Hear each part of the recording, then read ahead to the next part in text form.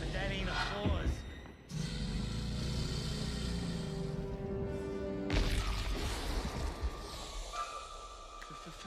Phil? What do you call that thing? 2 words!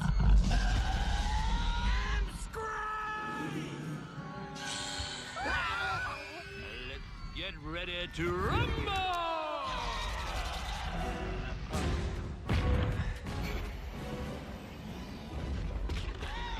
That's it. Dance around. Dance around. Watch the teeth. Watch the teeth. Keep moving. Come on, come on. Lead with your left. Lead with your left. You're on the left.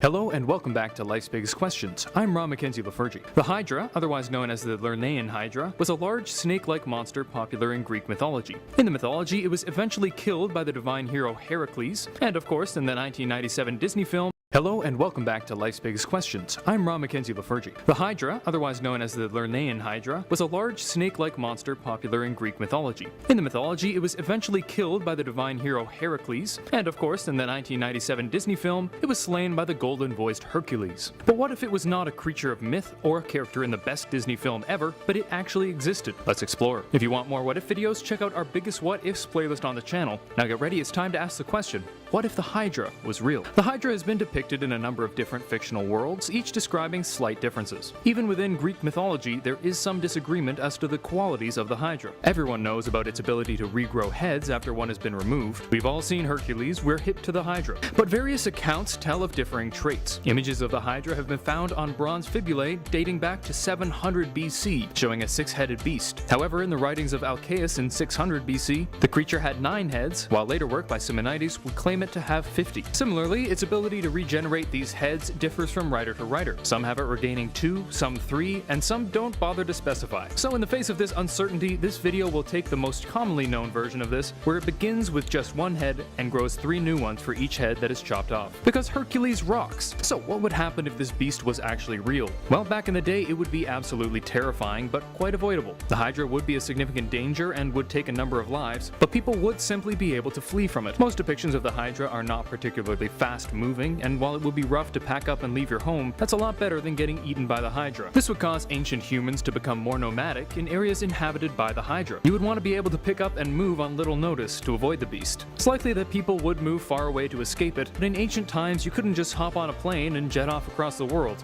Travel took time. This would have pretty significant effects on history. However, as fearsome as this beast would be, eventually technology would catch up to it. But before we get into that, we should address the elephant in the room. If you're up against a giant creature that gains 3 heads every time you chop one off, stop chopping off heads. It's true that in the mythology, the creature was defeated by cauterizing the wounds of chopped off heads, but in reality, people would likely realize that the way to deal with the beast would be to attack the body and attempt to strike its heart, rather than playing into its hands by allowing it to gain more heads. As I was saying, upon the invention of firearms or explosives, we would likely be able to kill the beast with ease, attacking from afar and focusing on the body, not the heads. It's possible that this would actually occur even sooner, since there would be a good deal of pressure to invent something that could deal with the Hydra. By the Industrial Age, it's likely that humanity would be capable of killing the creature with weaponry. It's even possible that we wouldn't need this kind of technology. Humans have learned to deal with dangerous beasts in a number of ways over the years. One example that could be relevant to the Hydra is the way in which indigenous people of North America, specifically those living on the plains, would hunt buffalo. These are animals that were very dangerous to hunt the old-fashioned way, but by causing them to stampede off a cliff, the people were then able to collect the meat from the their corpses. Sadly, this is believed to have resulted in a great deal of waste and depletion of resources. With the Hydra, that wouldn't be much of a concern. The Hydra, commonly referred to as the Lernaean Hydra, or the Hydra of Lerna, is a serpent-like monster from Greek mythology. Depending on the text, the Hydra was considered to have between 3 to 9 heads, the biggest of which being considered immortal. The Hydra was one of the offspring of Typhon and Echidna, otherwise known as the father and mother of all monsters. From its birth, Zeus's wife Hera trained the beast to attack and destroy anything that fell beneath its gaze, and for years it ravaged innocent villages. As well as being able to regenerate its heads, the Hydra's blood was toxic, meaning that a bite from the beast was deadly. Toxic gas from its breath had engulfed the lake, meaning that villagers could not enter and were cut off from their only water supply. Many believe that Lake Lerna was indeed the entrance to the underworld, and the Hydra its guardian. Heracles, more commonly known as Hercules, was sent by King Eurystheus to slay the beast. Every 4 computers now have primary control of critical vehicle functions. 5, 4, 3, 2, 1, 0. All engine running.